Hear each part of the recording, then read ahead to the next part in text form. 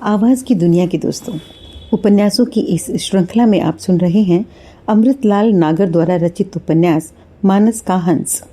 ये भाग 8 है। मध्य रात्रि तक हनुमान चालीसा पूरी की।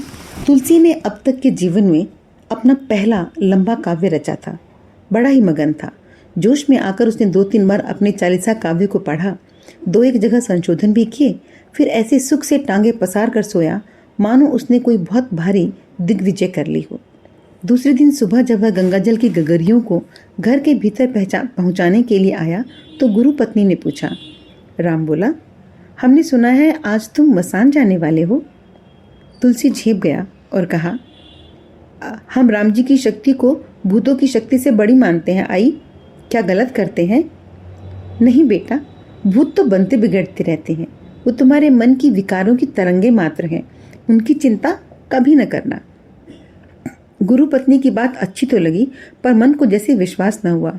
फिर पूछ बैठा, अय्या जी, रात में पीपल तले कभी कभी ऐसा उजाला दिखाई देता है कि हम आपसे क्या बतलाएं। आकार भले भय के हों, पर ये उजाला कौन करता है? कभी कभी हवा शरीर को ऐसे स्पर्श करती है जब लगता है कि कोई हमारी देह रगड़ता हुआ चला आ रहा है। ये क्या होता है आई? अपने गुरु से पूछना। साहस नहीं होता। गुरुजी कहेंगे तुम्हें अभी इन बातों से क्या प्रयोजन। फिर राम जी भी तो हैं। गुरु पत्नी हंसी और बोली, तुमने राम जी को देखा है? राम बोला, नहीं आई, तुमने भूतों को नहीं देखा, राम जी को नहीं देखा। जिस पर चाहे विश्वास कर लो, अपने मन माने की बात है वो। तुलसी बोला, तब फिर मैं राम जी की क्यों न मानूं? भूत मेरा कुछ नहीं बिगाड़ सकता। आई, तुलसी की गंभीर किंतु भूली बातें गुरु पत्नी को भली लगी। स्निग्ध दृष्टि से उसकी ओर देखते हुए बोली, तुम बड़े अच्छे लड़के हो। राम बोला, भगवान तुम्हारा सदा मंगल करे। गुरु पत्नी के आशीर्वाद ने तुलसी के मन को बड़ा बल दिया, किंतु पाठशाला के बड़े विद्यार्थी विशेष रूप से उसे उस दिन डराते और चिढ़ाते रहे। शुभ चिंतक साथियों ने न जाने के लिए आग्रह किया। तुलसी के मन में अनेकों तर्कों से भूत कभी वास्तविकता का आभास कराते और कभी अपने हठवश वह उसे नकारने लगता। गुरुजी से पूछने की इच्छा बार बार मन में जागी, परंतु उनके सम्मुख होने पर भी वह उसका सारा साहस समाप्त हो जाता था। वो कहेंगे कि जब जाने की आज्ञा ले ही चुके हो तो स्वयं अनुभव करना। अब शास्त्रार्थ की क्या आवश्यकता है? उनका तेजस्वी, शांत और गंभीर मुखमंडल देखते ही उसे मानो अपने न पूछे हुए प्रश्न का उत्तर मिल जाता। किंतु उहापोह फिर भी शांत न हुई और बालक मन हाँ और ना के झूले में झूलता ही रहा। ये होते हुए भी कि जितना ही उसे डराया या समझाया जाता था, उतना ही उसका हठ और दृढ़ होता जाता था। शाम आई। तुलसी ने गुरुजी के घर का सारा कामकाज पूरा किया। फिर गुरु पत्नी से कहा, आई, हमें आज रात के लिए एक शंख दे दीजिए। तो तुम जाओगे ही? राम बोला, हाँ आई, कोई भी बाधा आए, पर डरना मत बेटा। नहीं आई, डरूंगा तो फिर मेरे बजरंग बली रूठ जाएंगे। मुझे उनके रूठने का भय है। रावण का मानमर्दन करने वाले राम प्रभु मुझसे ना रूठें, केवल इसी की चिंता है। अपने इस उत्तर से उसे सहसा वह आस्था मिल गई जिसे वह इतने दिनों से पाने और संगठित करने के लिए सतत प्रयत्नशील था। शंख लेकर तुलसी अपनी कोठरी में आया। आज उसके हाथ में दिया नहीं था। वह बाहर के अंधेरे से लड़ने के लिए अपने भीतर के प्रकाश का सहारा ले रहा था। रात का पहला प्रहर समाप्त हुआ। कसौटी पर चढ़ने का क्षण आ गया। तुलसी ने शंख उठाया। अंधेरे में शंख के स्पर्श मात्र से उसके मन में एक विचित्र सी सनसनाहट भर गई। हृदय धड़ धड़ करने लगा, किंतु उसे लगा कि ये धड़कन भयकारी नहीं बल्कि उत्साहवर्धक है। हृदय राम राम बोल रहा है, उठ उठ कह रहा है। तुलसी खड़ा हो गया, कोठरी से बाहर निकला, कुंडी चढ़ाई। आगे की छोटी सी छत अंधकारमय थी। बाईं ओर का पीपल अंधेरे में भय की सघन छाया मूर्ति बनकर खड़ा था। तुलसी स्तब्ध होकर उधर ही देखता रहा। मन तेजी से कल्पना करने लगा कि नीचे से बड़े बड़े दांतों और सींगों वाला ब्रह्म राक्षस अपना आकार बढ़ाता हुआ मानो अब उठने ही वाला है। वह आएगा और उसके हाथ से शंख लेकर चूर चूर कर डालेगा। वो धक्का देगा और तुलसी छत से गिरकर नीचे गली में जा पड़ेगा। उसकी एक एक हड्डी पसली चूर हो जाएगी। इस दुनिया में उसका नामो निशान मिट जाएगा। लेकिन तुलसी की कल्पना शक्ति ने उसके भय का साथ न देकर एक नया रूप ही धारण कर लिया। ब्रह्म राक्षस के बजाय उसे हनुमान जी अपनी कल्पना में बढ़ते हुए दिखाई देने लगे। हनुमान जी के दाहिने कंधे पर राम और बाएं कंधे पर लक्ष्मण जी बैठे हैं। उन्होंने अपने अपने धनुषों पर बाण चढ़ाए अपने को तैयार कर लिया है। वह उस कल्पना से प्रसन्न हो गया, जहाँ राम है वहाँ भय कैसा। चल रे, राम बोला, चल, आज ये भी दिखा दे कि तेरे राम अधिक शक्तिशाली और विशाल हैं। जय बजरंग, जय बजरंग। संकरी घुमावदार सीढ़ियों पर वह उतरने लगा। उतरने की सतर्कता में एक बार फिर भय उमगा। अपने ही मन के धक्के से उसकी देह दीवार से जा टकराई। वह सहमा और फिर संभल गया। राम राम जप रे मन, राम राम जप। कहाँ लड़खड़ाता है। सीढ़ी का एक द्वार पीपल वाली गली की ओर पड़ता है। वह द्वार यूं तो बंद रहता था, किंतु गुरु पत्नी से आज्ञा लेकर उस द्वार का ताला तुलसी ने आज शाम को ही खुलवा लिया था। तुलसी उसी से होकर बाहर आया। द्वार बंद किए, कुंडी चढ़ाई, ताला बंद किया, कुंजी अंगोछे में बांधी और अंगोछे को कमर पर कसकर बांध लिया। जय गणेश, जय भूतेश्वर, बजरंग, राम भद्र, जय जय जय जय। तुलसी पीपल के नीचे से गली पार कर रहा है। शीत उसकी रुई की मिर्जई को भेद कर उसके भीतर कंपकपी भर रही है। ऐसा लगता है कि तुलसी की परीक्षा लेने को सर्दी भी आज अपने चरम बिंदु तक पहुंच जाएगी।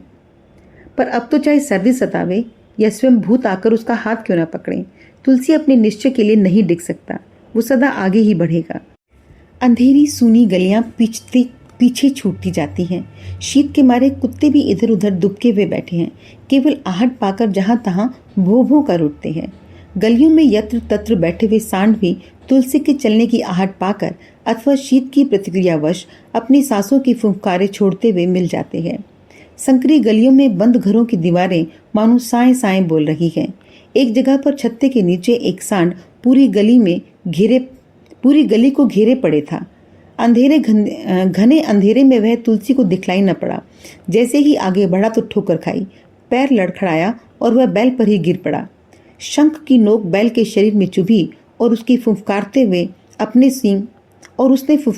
अपने सींग इधर उधर घुमाए। तुलसी घबरा गया। बैल घबराकर उठने का उपक्रम करने लगा। उसकी पीठ पर गिरे हुए बालक की घबराहट इस कारण से और भी बढ़ गई।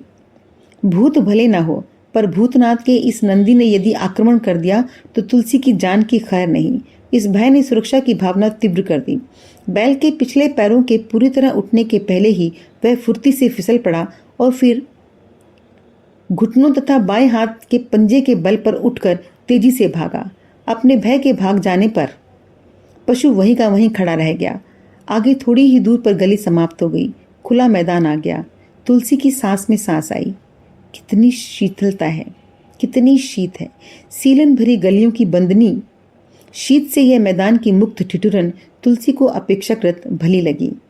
3 साल पहले गुरुजी के एक बनी यजमान के द्वारा विद्यार्थियों को दान में मिली हुई मिर्जैयां अब अपनी गर्मी प्राय खो चुकी थी। तुलसी को लग रहा था कि शीत महाबली योद्धा बनकर हवा के सनसनाते तीर छोड़ रहा है।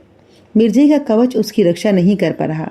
दौड़ने से गर्मी बढ़ती है और वही उसकी रक्षा भी कर सकती है। शमशान घाट के पास आ गया। विशाल वटवृक्ष की अनगिनत जटाएं हवा में झूलती हुई ऐसे लग रही थी मानो सैकड़ों फांसी के फंदे लटक रहे हों। बरगद पर कोई पक्षी इस तरह रिरिया रहा था मानो कोई बच्चा पीड़ा से कराह रहा हो। तुलसी के पांव भय से जम गए, पर यह भय अब उसके लिए चुनौती बन गया था। वो शमशान में आ पहुंचा। बटेश्वर निश्चित ही यहाँ पर उपस्थित होगा। वह अपने कापालिक गुरु से मंत्र विद्या सीख रहा होगा। यहाँ तक पहुंचकर अब तुलसी घबराया तो नहीं। यहाँ तक पहुंचकर अगर अब तुलसी घबराया तो उसकी लोक हंसाई होगी और साथ में उसके राम की भी। कल विद्यार्थियों के सामने बटेश्वर दम्भ भरे ठहाके लगाएगा। नहीं, ऐसा कदापि नहीं होगा। तुलसी के पांव अब पीछे न लौट सकते हैं। यह शमशान उसके शंख घोष से गूंजना ही चाहिए। तुलसी वट के नीचे से निर्भय होकर गुजरने लगा। लटकती जटाएं उसके सिर और कंधों को छू जाती हैं, लेकिन वह तनिक भी उनसे भयभीत नहीं हो सकता। शमशान की जलती बुझती चिताएं दिखलाई पड़ रही हैं। एक चिता की लपटों से उसे तरह तरह के आकार भी दिखाई देते हैं, लेकिन तुलसी अब भयभीत नहीं हो सकता। भूत चाहे उसका गला ही क्यों न दबा दे, पर जब तक वह शिवजी के मंदिर में शंख घोष नहीं कर देता तब तक उसके प्राण कदापि नहीं निकलेंगे। जय हनुमान ज्ञान गुण सागर, जय कपीसती हूँ लोक उजागर। तुलसी शिव मंदिर की सीढ़ियां चढ़ता गया। सामने गंगा तट पर जलती हुई चिता के पास उसे 2 आकृतियां बैठी हुई दिखलाई दी। निश्चय ही बटेश्वर और उसके गुरु कापालिक की आकृतियां होंगी। इस विचार ने तुलसी के भीतर मानो नए प्राण फूंक दिए। पैर तेजी से आगे बढ़े। भूतनाथ अपने इष्ट देव के इस भक्त को कदापि हतोत्साहित नहीं कर सकते। जय भूतेश्वर, जय बजरंग, जय जय श्री राम। तुलसी ने विशाल शिवलिंग के समक्ष खड़े होकर पूरी शक्ति के साथ अपना शंख बजाया। एक बार नहीं, 3 बार बजाया। बाहर दूर से एक कड़कड़ाती हुई आवाज आई, कौन है रे? राम जी का खास सेवक तुलसीदास। शिव जी के चबूतरे से ही आत्मविश्वास से जगमगाए हुए बालक ने कड़क कर जवाब दिया। ठहर तो सही रे भंड। दूर की आवाज फिर गरजी, लेकिन तुलसी उस चुनौती का सामना करने के लिए फिर खड़ा न रहा। जल्दी से शिवलिंग की परिक्रमा करके सीढ़ियों से उतर कर भागा। इस समय भूतों से अधिक किसी जीवित मनुष्य की मार खाने का भय उसे अधिक सता रहा था। शमशान से बाहर निकलकर वह थमा और दम भर खड़े होकर हाँफते हुए शमशान की ओर देखने लगा। आओ बच्चू बटेश्वर होवे, चाहे उनके गुरु हुए, चाहे गुरु के भूत हुए, हमारा कोई न बिगाड़ सकत। अरे हम तो राम जी का जय घोष करके आए। तुलसी शमशान से यूं घर लौट रहा था मानो त्रिलोक विजय करके आ रहा हो। इस समय न तो उसे जाड़ा सता रहा था, न किसी प्रकार का भय। आस्था प्रबल होकर उसे राममय बना रही थी। भूत भय विजय का वृत्तांत सुनाकर पंडित गंगाराम बोले, ऐसे विकट साहसी हैं मेरे परम मित्र। इस कारण हमें लोगों का भय भी निर्मूल हो गया।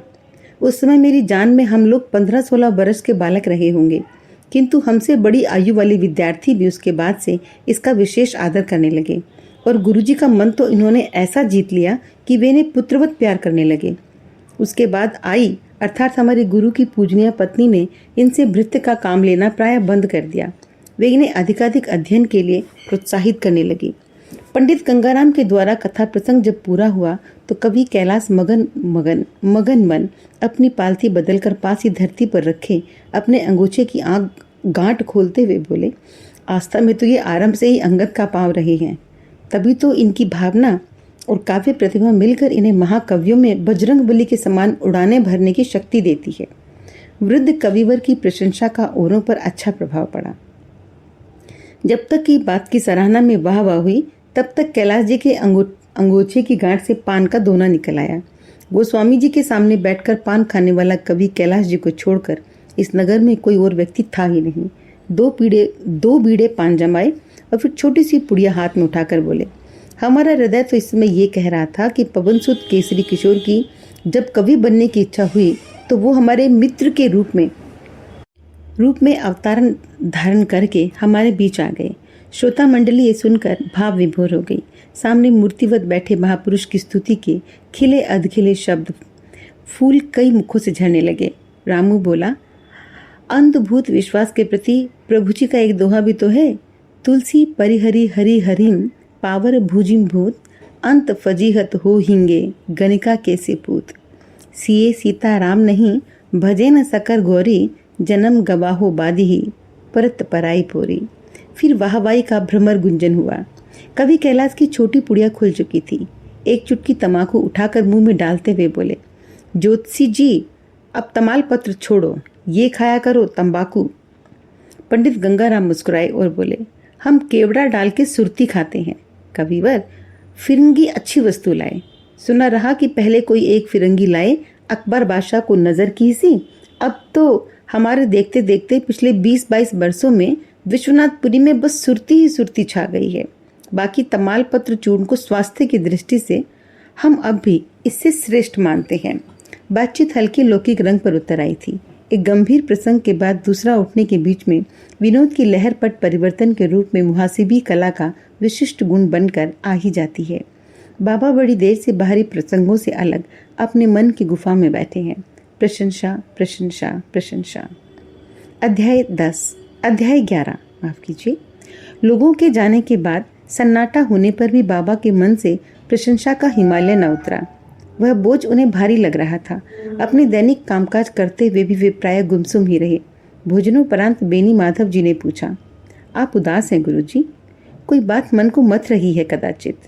बाबा हंसे, हाँ, मनमत की बातें मत रही हैं।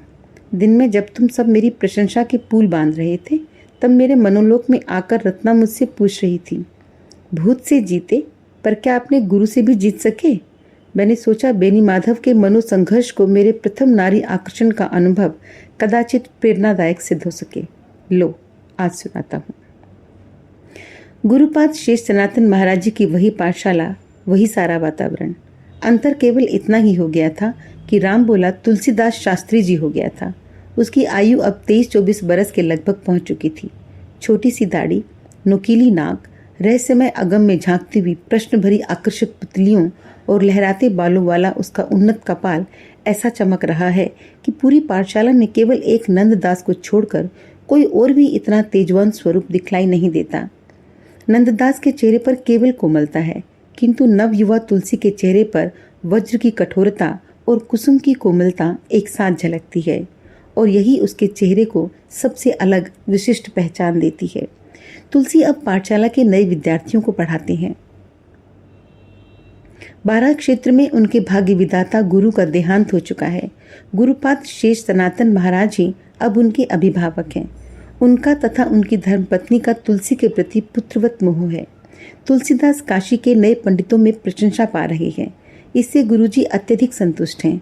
गुरुजी के साले घर और पाठशाला के व्यवस्थापक, भाग, भोजन और बात के अनन्य प्रेमी थे।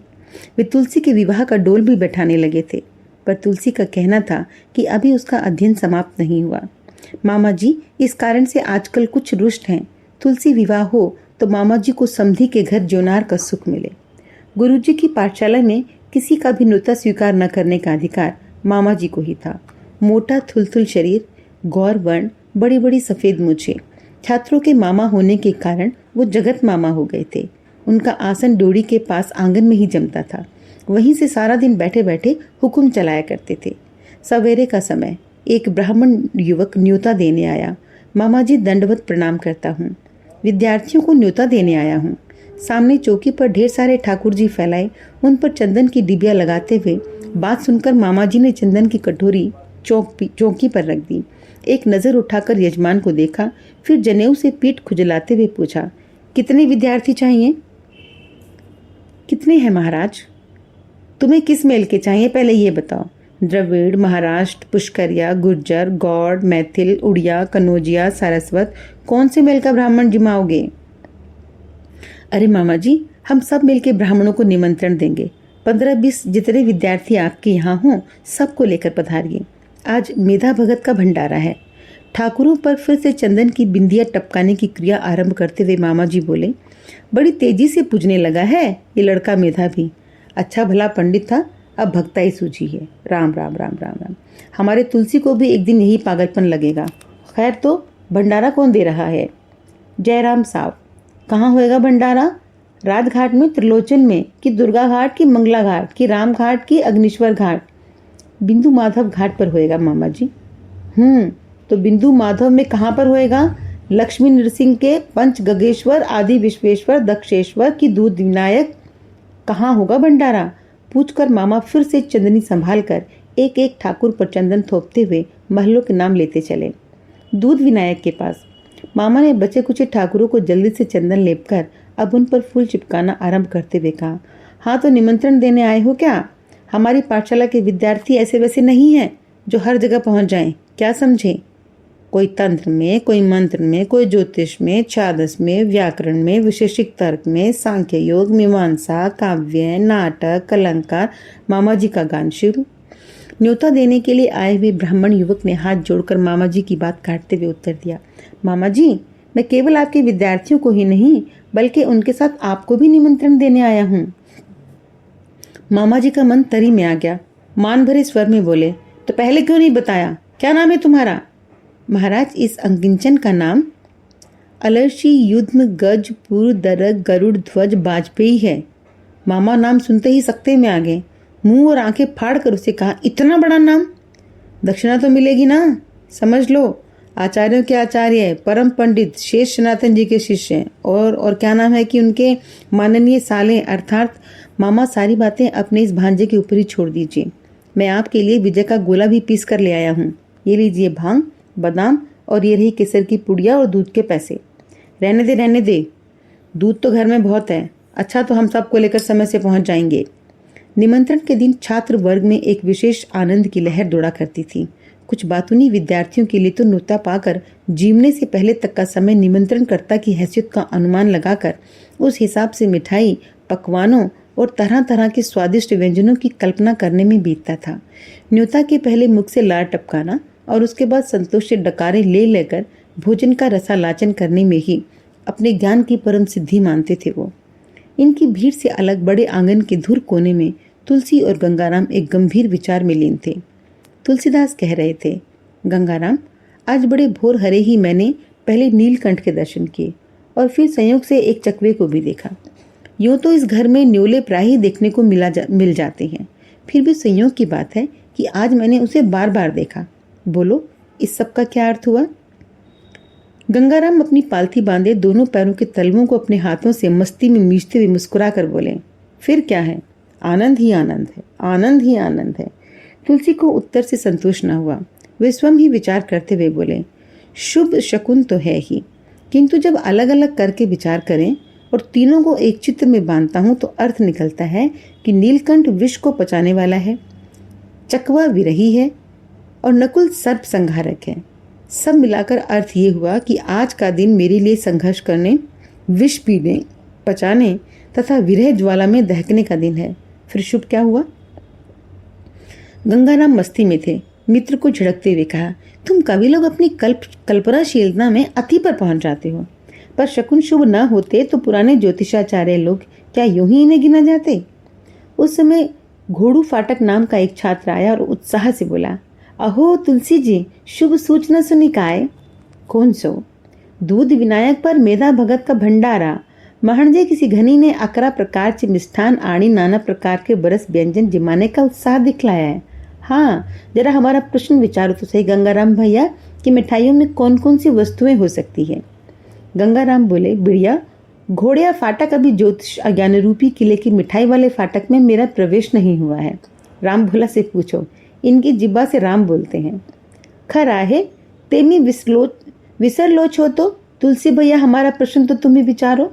छात्र मंडली में तुम्हारे विचारन से चांगला प्रभाव पड़ेगा। विचारो झटपट, हमको चौंक जाना है। तुलसी उस समय अपने ही गुताड़ में थे। बोले, घोड़ू फाटक और चाहे जो व्यंजन हो, पर तुम्हारे महाराष्ट्र के वह लक्कड़ तोड़ दत्त भंजक लड्डू कदापि नहीं होंगे, इतना मैं तुम्हें विश्वास दिलाता हूँ। अच्छा, अब स्वाद चर्चा नहीं समाप्त करो। फाटक चिढ़ गया और बोला, तुम रसहीनी को सच पूछा जाए तो भोजन कराना ही पाप है।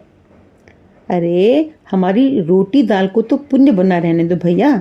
गंगाराम विनोद में गिड़गिड़ाने का स्वांग करते हुए बोला, नको, तुम्हारी ज्ञानाची रोटी आणी ज्ञानाची दाल खाओ। अरे, स्वाद चर्चा ब्रह्म चर्चा से तोल में कदापि कम नहीं बैठती महाराज, समझते हो का?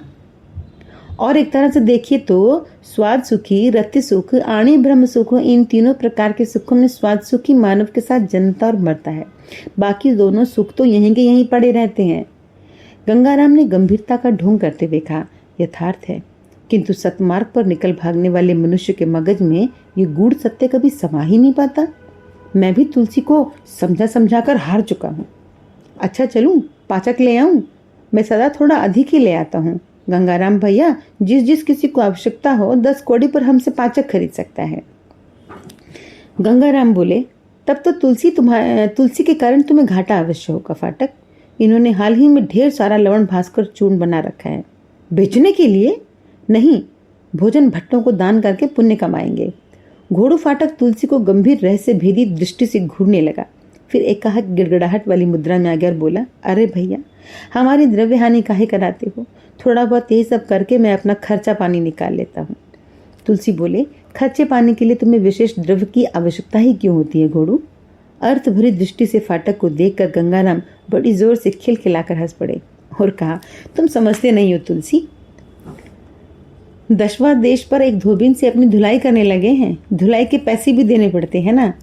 तुलसी ने घृणा से नाक भौं सिकोड़ी और कहा, विद्यार्थी जीवन में ये सब? फाटक ताव खा गया और बोला, बस बस, ज्यादा ज्ञान मेरे आगे न बिगाड़ना। तुलसी भैया, काशी मगे दोनों पंडित जी आणी माधा भाव, शास्त्रार्थ में सबको हरा सकता हूँ। हमारे सामने सिंह की धारने का स्वाग मत करो फाटक। अभी परसों नरसों जब तुम्हारी सन्यासिनी प्रिया तुम्हारे कान उमेट रही थी, भैया गंगाराम जी, मैं तुम्हें और तुलसी को लो साष्टांग दंडवत किए देता हूँ, ये लो नाक भी रगड़ता हूँ, पर यह बात किसी से मत कहना। पिताजी आजकल मेरे विवाह की बात चला रहे हैं, व्यर्थ में मेरी बदनामी फैल जाएगी। अच्छा तो चलूं, पाचक ले आऊं, मोहन भोग, श्रीखंड और देखो क्या क्या उत्तम सामग्री मिलती है। विश्वनाथ बाबा मेधा भगत की भक्ति उसके यजमान के धन में बढ़ोतरी करें, नित्य ब्रह्म भोज हो। फाटक के जाने के बाद तुलसी बोले, यूं तो भोजन भट्ट है, पर है बड़ा निष्कपट। गंगाराम बोले, घाघ है घाघ, बस देखने में ही भोला भाला लगता है।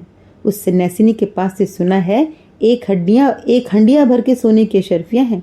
वह अधेड़ सन्यासिनी विलासिनी और महाकंजूस है। उसने इसके ऐसे 2-3 वटुक प्रेमी पाल रखे हैं। उसकी दक्षिणा की सारी राशि वही छीन लेती है और सबको लालच देती है कि जिसकी सेवा से मैं अधिक संतुष्ट होंगी उसी को अशर्फिया दे दूंगी।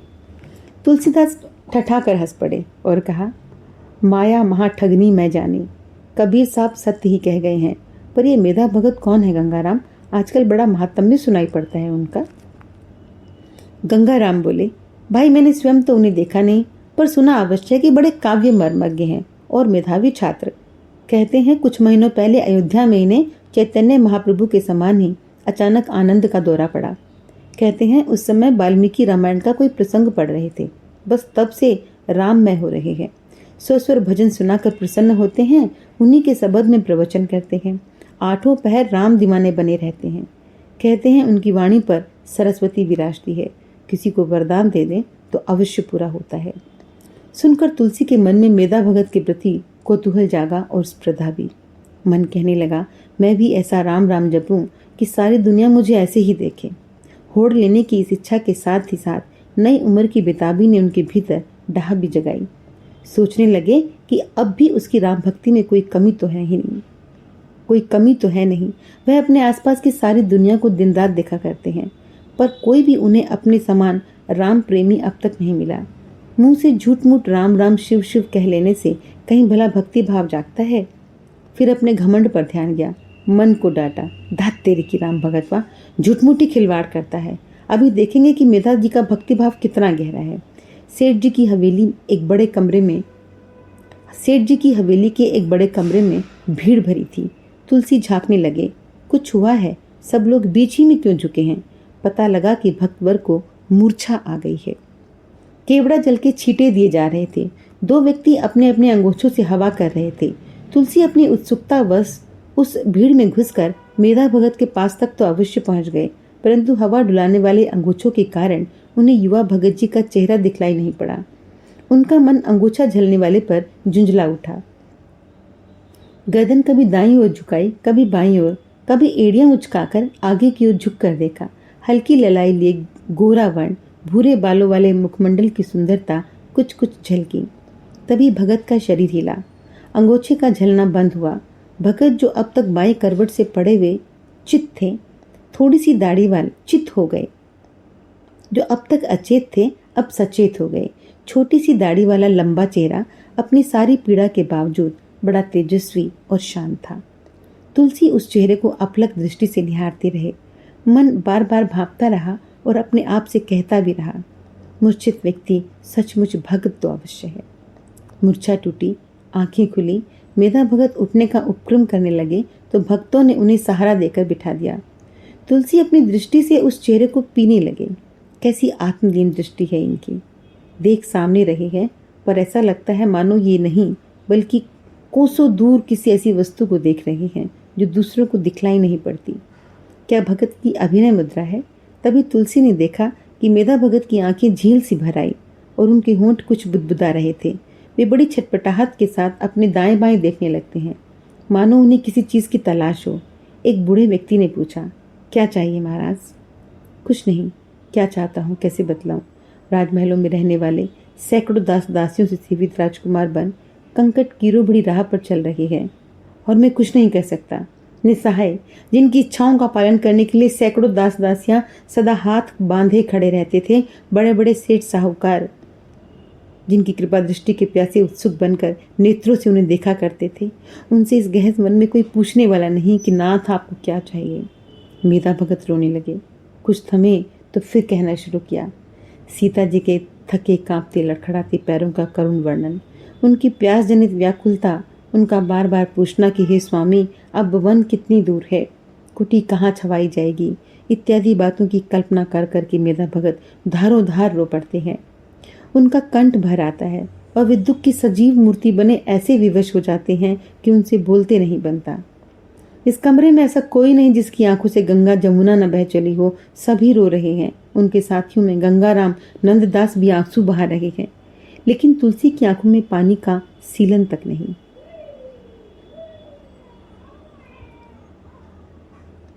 मन की गुफा गूंजती है, देखा ये है राम भक्ति।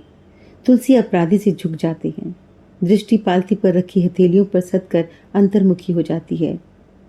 मन मानो एक गुफा है जिसमें सिर झुकाए खड़े हुए तुलसी एक और जहां अपराध भावना से सिहरते हैं, वहां दूसरी ओर इच्छा की तीव्रता से भी कांप कांप उठते हैं। हे राम जी, मेरे मन में आपके प्रति ऐसी चाहना है, भले ही मेरी आंखों से इस समय आंसू न बह रहे हों, पर कलेजा आठों याम आपके लिए तड़पता है। कहते हुए मन ये भी अनुभव कर रहा था कि उसका स्थूल रूप अब भी उसी तरह भाव शून्य पत्थर बना हुआ है जैसा कि अभी तक था। उसमें किसी प्रकार का करुण स्पंदन नहीं। इस समय न सही, पर क्या मेरे हृदय में राम जी के प्रति ऐसा विरह भाव नहीं जागता? जागता है, पर इस ऐन परीक्षा के समय पर वो भट्ठर हो गया है, तनिक सी कुनमुनाहट तक नहीं। हे प्रभु, मैं बड़ा अपराधी हूँ। मेरा कलेजा बड़ा ही कठोर है, जो ऐसा निर्मल भक्ति भाव भरा वातावरण पाकर भी उमड़ न सका। सारा वातावरण करुणा के अपार सागर में डूब गया है। तुलसी से कुछ ही दूर बैठी स्त्रियां रो रही हैं। पुरुषों में अनेक चेहरे अश्रु विगलित दिखाई दे रहे हैं। मेधा भगत के करुणा सागर में डूबे हुए स्वर का प्रभाव सभी के चेहरों पर बोल रहा है, लेकिन तुलसी की आंखें मरुभूमि सी उजाड़ हैं। मेघा भगत के मौन भावमग्न होते ही सभी कुछ क्षणों तक भावावेश में गूंगे बने रहे, फिर हल्की हलचल होने लगी। दर्शनार्थी भक्त मंडली में एक तरुणी अपनी माँ के साथ बैठी हुई थी। तुलसी और गंगाराम और नंददास अभी उससे कुछ दूर ही बैठे थे। एक प्रौढ़ व्यक्ति ने प्रौढ़ा से कहा, मोहिनी से कहो एक भजन गाएं, महाराज को शांति मिलेगी। मेधा भगत आंखें मूंदे करुणा में डूबे बैठे हैं। तरुणी गायिका ने अपनी प्रौढ़ा माँ के संकेत पर कुछ क्षणों तक गुनगुनाते रहने के बाद मीरा का एक भजन गाना आरंभ किया। सुनीरी मैंने हरियावन की आज। उसका स्वर मीठा और तड़प भरा था। गाने वाली कला निपुण थी और मनमोहक भी। थोड़ी ही देर में गीत और गायिका की मधुरिमा वातावरण पर जादू बनकर छा गई।